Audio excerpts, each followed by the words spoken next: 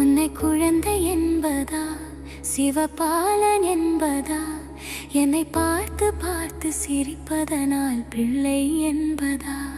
உன்னை குழந்தை என்பதா, சிவபாலன் என்பதா, என்னை பார்த்து பார்த்து சிரிப்பதனால் பிள்ளை என்பதா?